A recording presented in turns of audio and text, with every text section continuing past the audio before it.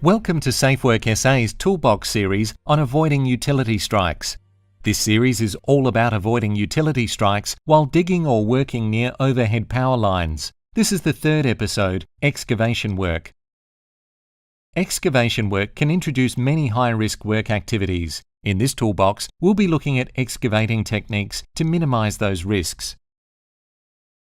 Excavations are any activities that penetrate the soil. It could be as simple as using a shovel to dig a hole, using an excavator to dig a trench, or using a vacuum truck to remove soil. Excavation work should be carefully planned before work starts so it can be carried out safely.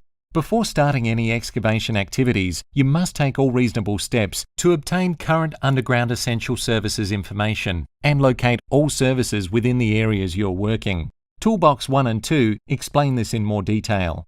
For all mechanical excavation activities, it is good practice to use a permit to excavate, as this will help clearly define persons with key responsibilities, the scope of works, preliminary planning requirements, including permits from relevant authorities, specific controls and hold points with respect to identifying and locating services.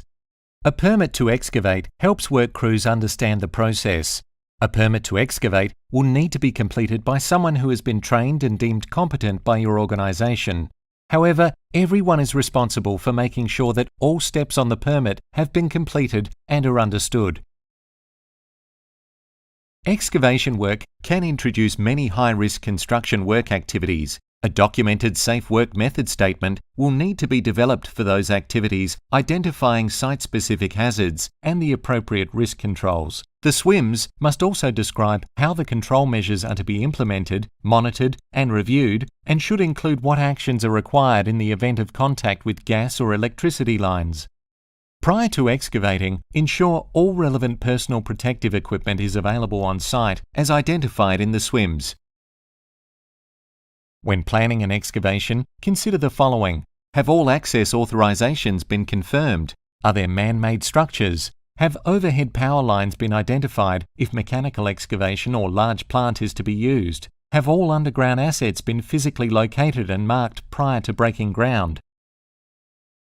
Have you notified all persons who are affected by the work prior to commencing? Will the planned trench be close to pedestrian or vehicle traffic? Is work zone traffic management required? Barricading, cones and traffic control are examples of this. Is the excavation going to be within a rail corridor? If so, has the appropriate authority been notified, approved spotter engaged, and the required rail safety induction undertaken? Is there a risk of falling into the trench during the day or night? If so, consider covering or barricading the trench area. Do exposed surfaces need to be protected from falling objects?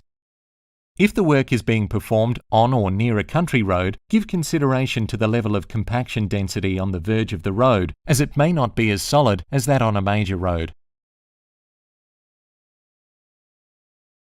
How big will the trench need to be? Can workers safely move around the site, for example in and out of the trench, and the movement of plant and equipment? Are ladders required to assist workers safely get in or out of the trench? Consider an emergency situation where you needed to rescue a worker from the trench. Plan how you would get them out. If the excavation is greater than 1.5 metres deep, you must install trench support, shoring, battering or benching. What equipment will be in use? If it is needed in the trench, how will you get the tools and equipment in and out? How long will the trench be open for? The longer it is exposed to the elements, the greater the risk of collapse. All open excavations and assets shall be secured in a safe manner when there are no workers on site. Operators of excavators and backhoes must be trained and competent prior to operating any machinery on site. If mobile plant is in use, ensure all workers remain outside the operator's blind spots. Operators can often have severely restricted visibility of ground workers or nearby pedestrians, particularly those close to the plant.